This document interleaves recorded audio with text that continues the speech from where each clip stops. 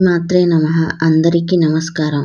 First time నా video చూస్తుంటే subscribe చేసుకుని పక్కనున్న గంట సింబల్ కొట్టి ఒక లైక్ చేయండి. మంగళవారం నాడు ఈ పరిహారం చేస్తే చాలు రుణ బాధలు, ఆర్థిక సమస్యలు తీరడం ఖాయం. ఎంత సంపాదించుకున్నా అప్పులుంటే జీవితం నరకమైపోతుంది.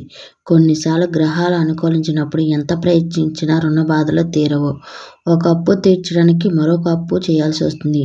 ఇలాంటి సమస్యలతో బాధపడేవారు మంగళవారం జ్యోతిష శాస్త్రంలో చెప్పిన పరిహారాలు పాటిస్తే సమస్యలు తీరడం ఖాయం. అందుకు ఈ పరిహారం ఏంటి ఈ కథనంలో చూద్దాం. మహాకవి వేమన అప్పు లేనివాడు గొప్ప శ్రీమంతుడు అన్నాడు. అది నిజమా కాదా? అప్పు లేని జీవితం ఆనందదాయకం. అయితే కొంతమంది కావాలని అప్పు చేస్తారు. మరికొంతమంది తప్పనిసరిగా పరిస్థితుల్లో అప్పు చేయాల్సి వస్తుంది. అప్పులు బాధలో ఊబిపోయి కూరుకుపోయి ఉంటారు. అలాంటి వారు మంగళవారం నాడు శాస్త్రం చెప్పిన కొన్ని పరిహారాలు పాటించడం ద్వారా అప్పులు తిప్పలు తప్పుకోవచ్చని తెలుసుకుందాం. మంగళవారం నాడు అధిపతి కుజుడు. సాధారణంగా రుణ బాధలు పెరగడానికి గాని తొలగడానికి గాని కుజుడు కారణం.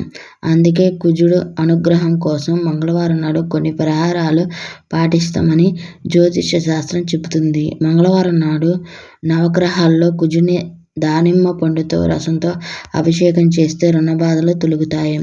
మంగళవారం నాడు కుజగ్రహానికి ఎరుపు రంగు పూలతో అష్టోత్తర శతనామాలతో పూజ చేసి ఎర్రని వస్త్రం సమర్పించాలి. మంగళవారం నాడు ఎర్రని కందులు అంటే ముడి కందులు బ్రాహ్మణులకి దానం ఇవ్వడం వల్ల కూడా అప్పుల బాధలు తొలగుతాయి.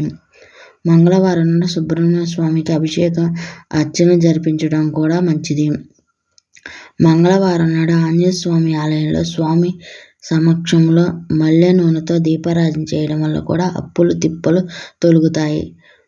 వాస్తు శాస్త్రం ప్రకారం మంగళవారం అప్పు ఇవ్వకూడదు. పొరపాటు కూడా మంగళవారం నాడు ఎవరి దగ్గర అప్పు తీసుకోకూడదు. అప్పు ఇవ్వద్దు అంటారు. ఒకవేళ మంగళవారం అప్పు తీసుకున్నా ఇచ్చిన ఆర్థిక పరిస్థితి మరింత దిగజారుతుందని, పైగా డబ్బు కొరత ఏర్పడుతుంది. తరచూ ఆర్థిక సమస్య అప్పులతో బాధపడుతుంటే మంగళవారం నాడు 21 సార్లు ఓం హం హనుమతే నమః, ఓం హం హనుమతే నమః అనే మంత్రాన్ని జపిస్తే ఆర్థిక సమస్యలు దూరం అవుతాయంట.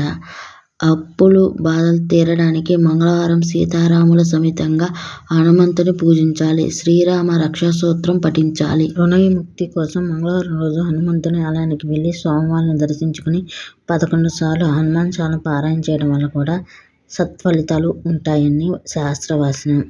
శాస్త్రంలో చెప్పిన విధంగా మంగళవారం రోజు పరిహారాలు పాటించి రుణ విముక్తి పొంది విశ్రాంతులు అవ్వాలని కోరుకుంటూ జై శ్రీరామ్.